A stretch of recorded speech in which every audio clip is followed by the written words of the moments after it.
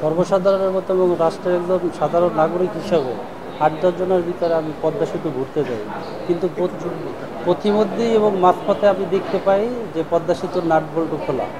তো ওখানে টহল পুলিশ যারা থাকে ওদেরকে আমি সাধারণত ইনফর্ম করি যে এই পদ্মা ব্রিজের নাট খোলা থাকে। তো আমি হাত দিয়ে ধরিও না, টাচও করি না। এক পর্যায়ে ওখানে যারা টহল পুলিশ থেকে যে তারা বলে যে নিজ ইচ্ছায় আপনি আপনার মতো করেন। তখন আমি সচেতনতার জন্য এবং ওখানে কাকে বলবো কেউই তো ছিল না, তখন আমি ফেসবুক লাইভে যাই এবং আমি আমার মতো এটা বলি যে হাজার হাজার কোটি টাকার পদ্মা সেতু দেখেন, এই পদ্মা সেতুর এই অবস্থা। জাস্ট এটা সচেতনতার জন্য। ওখানে কাকে বলবো কেউই ছিল না। এটাই ছিল আমার বাংলাদেশের সাধারণ নাগরিকের জন্য একটা মেসেজ। ওখান থেকে আমি আসার পরে পদ্মা সেতু যখন ওই নাটবোল্ট দেখি, তখন আমি বাসায় আছি আমার মতো। তখন আমি প্রথমে থানায় ইনফর্ম করি যে এই পদ্মা সেতুর তো নাটবোল্টও খোলা ছিল, এইভাবে বিভিন্ন জায়গা দিয়ে হুমকি এইগুলো আসে। পরে আমাকে পুলিশ থেকেই বলে যে আপনি আপনার মতো নিরাপদে থাকেন এবং সেফলি থাকেন। পরে আমাকে তো বাসা থেকে অ্যারেস্ট করে নিয়ে যাওয়া হয়। পরে সিআইডিতে নেওয়া হয়। সিআইডিতে নিয়ে বিভিন্ন রকম হুমকি দেওয়া হয়। পরে এক পর্যায়ে আমাকে নিয়ে যাওয়া হয়, 7 দিনের রিমান্ড দেয়। 7 দিনের রিমান্ডের নামে আমাকে 10 দিন রিমান্ড দেওয়া হয়। পরবর্তীতে আমাকে অনেক ভয়ভীতি হুমকি দেওয়া হয়, মেরে ফেলা হবে, তা তুমি কোন সংস্থার লোক, নানা কোশ্চেন করা হয়। তো আমি একবারই বলছি যে এটা আমার কোনো ব্যাড ইন্টেনশন ছিল না, যে এটা আমি কোনো দিকে লাভবান হব বা কি। আমি জাস্ট সাধারণ নাগরিক হিসাবে আমি এটা জনগণকে বলার জন্য, যে কাকে বলবো ওখানে তো নাই, জনগণকে জানানোর জন্য এটা জাস্ট করছি। তো পরবর্তীতে আমার নামে 1974 সালের বিশেষ ক্ষমতা আইন একটা মামলা হয়। পরে 10 দিন মামলা শেষে আমাকে কারাগারে নেওয়া হয়। তা নেওয়ার পরে আমার মামলা জামিন হয়। আমার মামলা মনে হয় যে 5 মাস না 6 মাস পরে জামিন হয়। ওই জামিন পর্যন্ত রাষ্ট্রপক্ষ আমাকে স্টে করে দেয়। পরে সুপ্রিম কোর্ট থেকে আমি বের হয়ে যাই।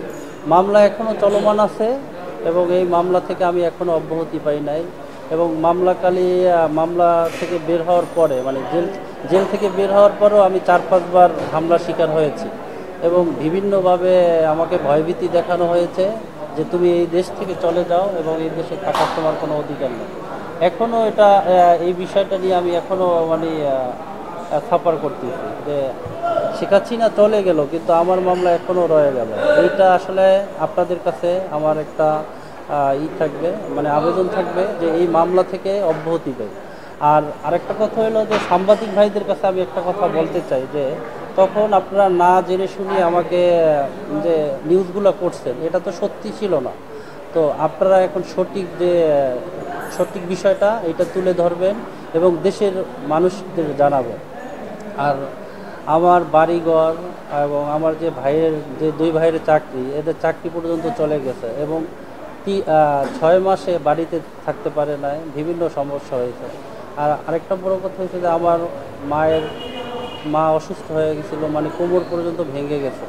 তো দিন শেষে তো যেই মানুষটা এই দুর্নীতিটা দেখায় তারই ক্ষতি হয়, কিন্তু অন্য মানুষের ক্ষতি হয় না। আমরা একটা কমেন্টস করতে পারি, একটা করতে পারি, কিন্তু দিন শেষে ওই মানুষটারই ক্ষতি হয়। আমি চাই যে এইটার সুষ্ঠু তদন্ত হোক এবং দেখুক, দেশবাসী জানুক কে অপরাধী। কিন্তু আমরা ঢালাওভাবে যে মানুষকে অপরাধী বানাই, এটা আসলে আমাদের ঠিক না। আমি এই পদ্মা সেতু আমি এইভাবে সচেতন করার জন্যই দেখেন যে আমার জীবন থেকে অনেকটা দিন হারিয়ে গেছে। এটা আমার মতো যদি অন্য কেউ তখন এই ভুলটা ধরাই দিত, তারই হয়তো ক্ষতি হইতো। তো এরকমের ভুল অনেক মানুষ দেখছে কিন্তু সাহস পায় না আমার মতো কথা বলতে, কারণ কোনো সত্য কথা বলতে হইলে যে আমাদের বাধা বিপত্তির সম্মুখীন হইতে হয়। এই জন্য মানুষ এখন সত্য বলতে ভয় পায়। এই জন্য এই দুর্ঘটনা আমার কাছে মনে হয় ঘটছে এবং পরবর্তীতেও এই রকমের সমস্যা হবে, কারণ আমরা তো কেউই সাহস পাই না যে এই রকমের ঘটনা আমরা নিজ দায়িত্বে আমরা এটা সত্য কিছু বলবো বা কিছু।